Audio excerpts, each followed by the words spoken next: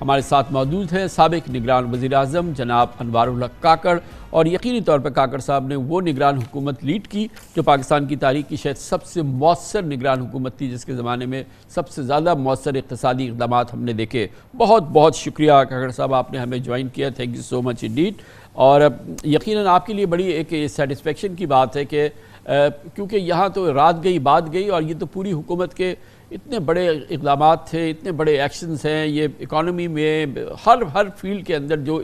معیشت سے ہمارے ریلیٹڈ ہیں، اور آج ایک بہت ہی غیر معمولی بات تھی کہ یہ باقاعدہ ایک handing over taking over of sorts یہ میٹنگ ہوئی ہے، جس میں کہ جانے والی کابینہ، جانے والے وزیر اعظم اور جو نئی حکومت ہے، نئے وزیر اعظم جو ہے وہ بیٹھے ہیں، اور باقاعدہ یہ ایک بہت ہی سہل طریقے سے، ایک بہت ہی عمدہ طریقے سے جو ہے اس سفر کو آگے بڑھانے کا عزم ہوا۔ بے شک اس میں اینکر اور جو کلیدی کردار ادا کیا ہے وہ افواج پاکستان کا ہے، جنرل عاصم منیر کا ہے، جن کا برین چائلڈ ہے SIFC، مگر ہر لحاظ سے آئی ایم شیور کہ اتنا 6 مہینے کا کام اور اس کے بعد اس سفر کو آگے بڑھانے کا عزم، یہ ایک غیر معمولی بات ہے ہر صورت میں۔ بہت شکریہ کامران صاحب آپ کی اپریسیشن کا۔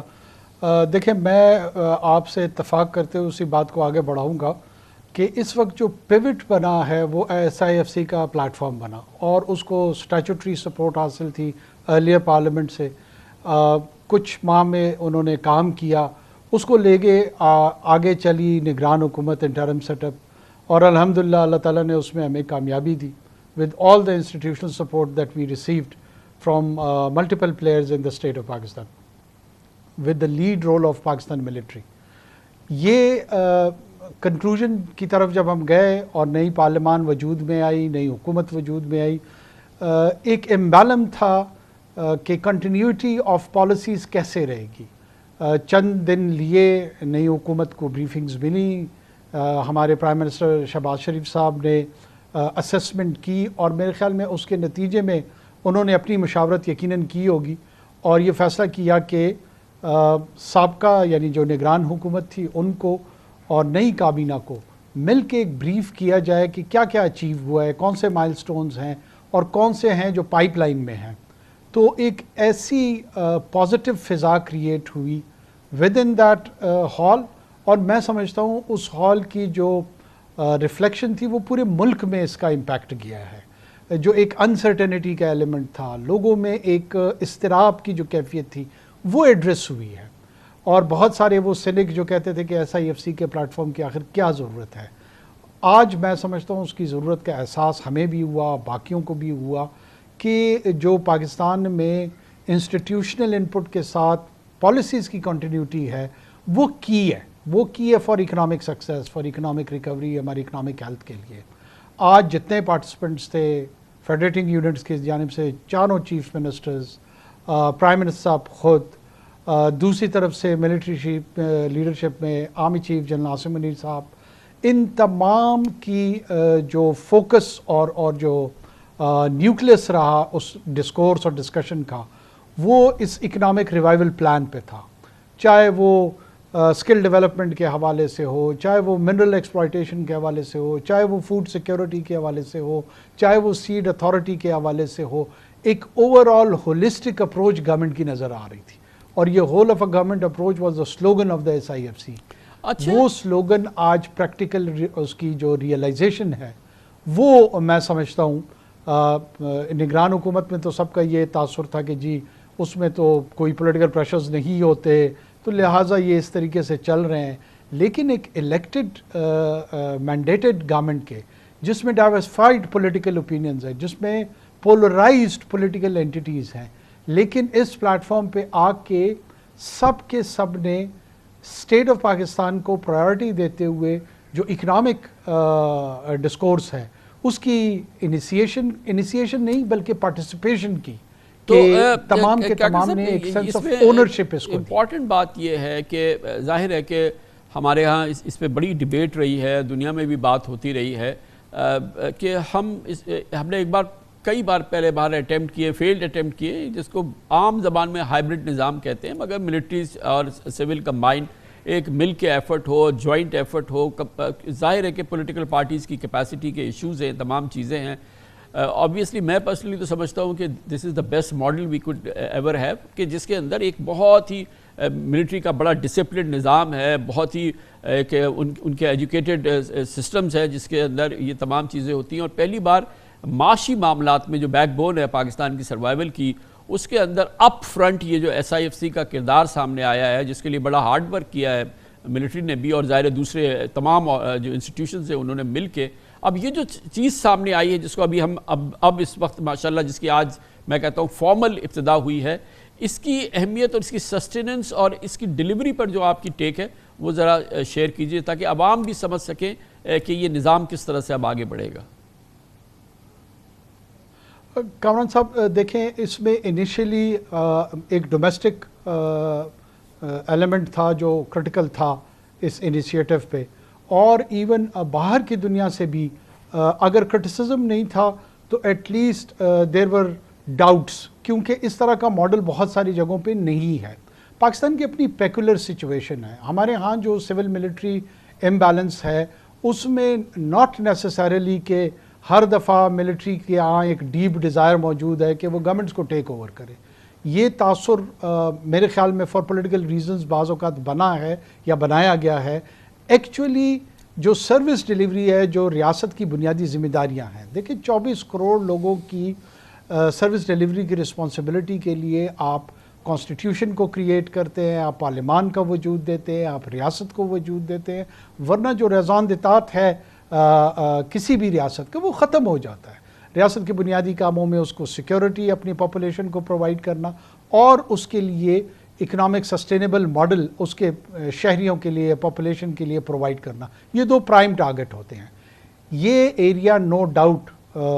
جو سروس ڈیلیوری کا ہے موسٹلی اس میں سول انسٹیٹیوشنز لیڈ رول لیتے ہیں اور وہ پرووائڈ کرتے ہیں، لیکن ایٹ ٹائمز جہاں پہ وہ اسٹرکچرل فلا آ کر اس سروس ڈیلیوری میں ناکامی ہوتی ہے، جیسے پاکستان کے کیس میں ہے، آپ اپنے مورٹیلٹی ریٹ کو اٹھا کے دیکھ لیں، آپ اپنی ایگریکلچر پروڈیوس کو دیکھ لیں، آپ اپنی ہیلتھ سروسز کو دیکھ لیں، آپ اپنی ایجوکیشنل سروسز کو دیکھ لیں، ہمارے ہاں جو لیونگ سٹینڈرڈ ہے وہ بسا اوقات سب سہارن کنٹریز کے ساتھ بھی آپ اس کو ٹیلی نہیں کرتے ہیں۔ تو پس چبایت کرد آخر کیا کیا جائے؟ اسی بیک گراؤنڈ میں رہتے ہوئے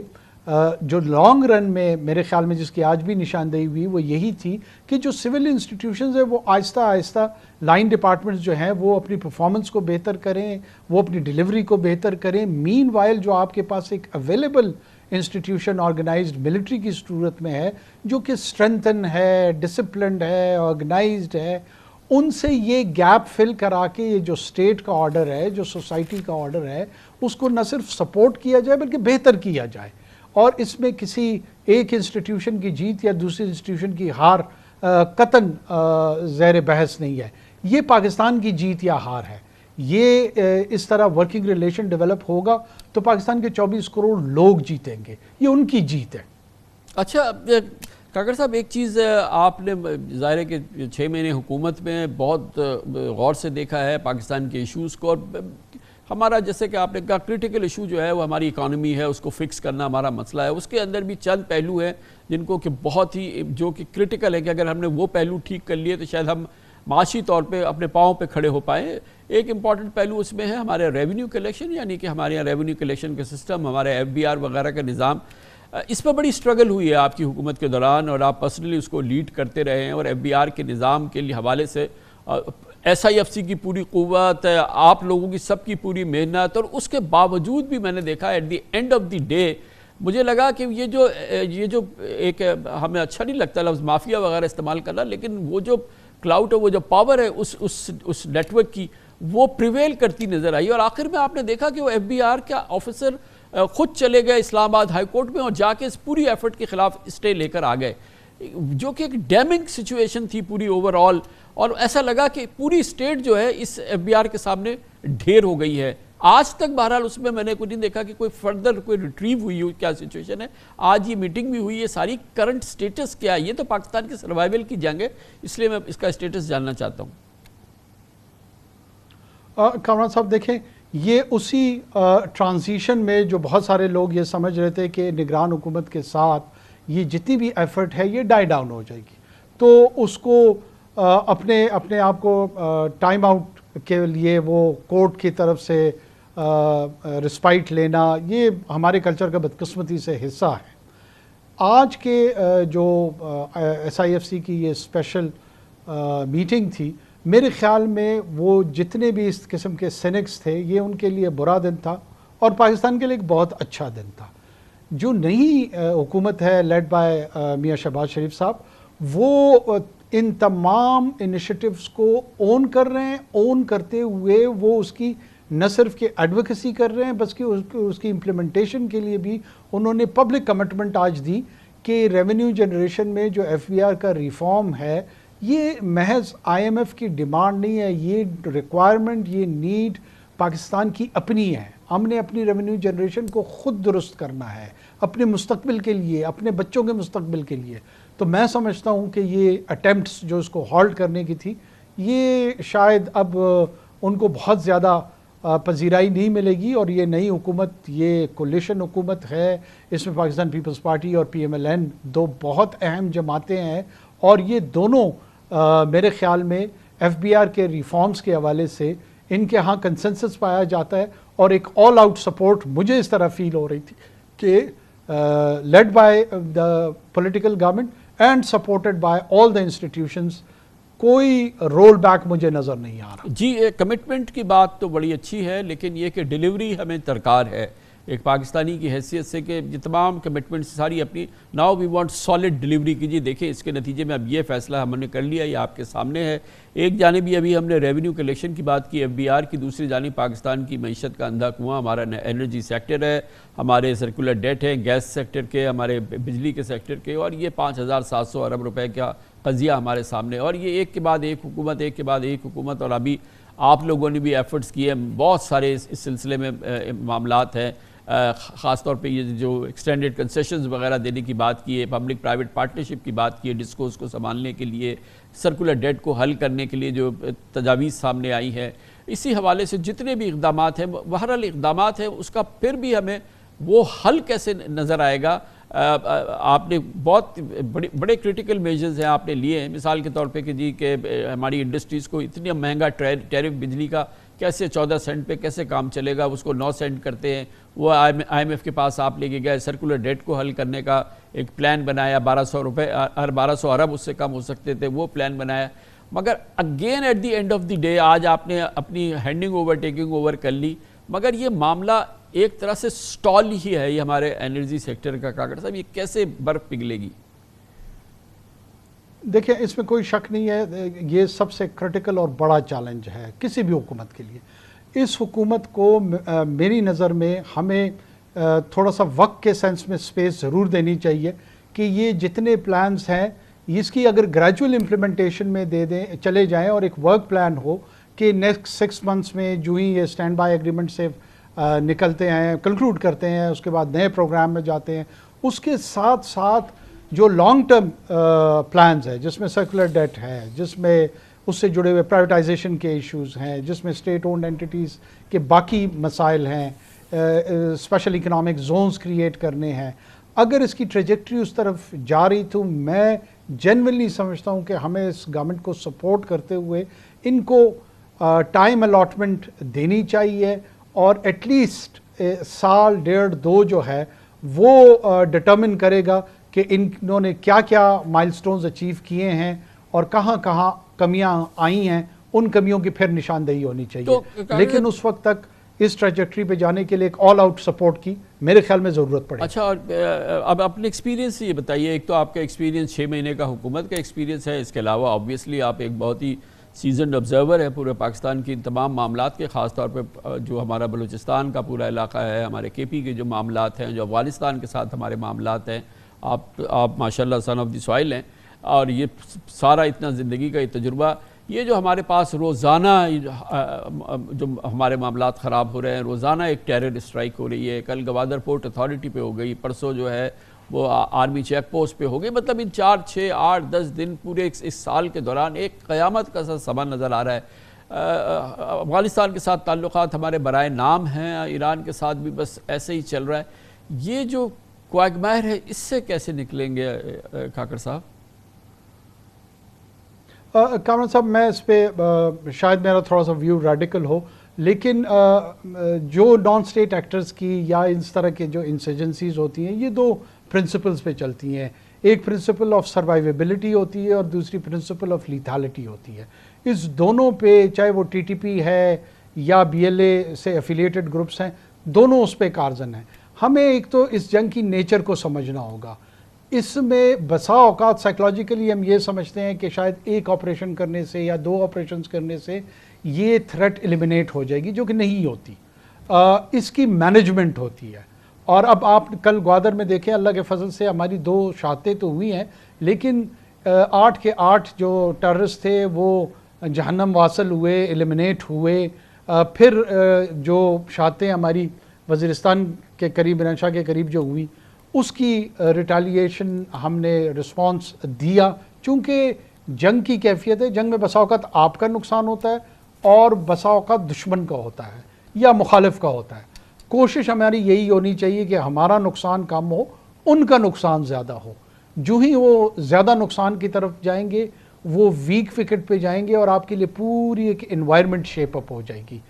پاکستان کی جو ملٹری اسٹریٹجی ہے، جو کاؤنٹر ٹیررزم ہے، وہ بالکل رائٹ ڈائریکشن میں جا رہی ہے. ظاہر ہے افغانستان کی سچویشن کی وجہ سے اس کے اوپر کچھ امپلیکیشنز ہیں، گیجٹس کے حوالے سے ہیں، نئی اتھارٹیز کا اپنا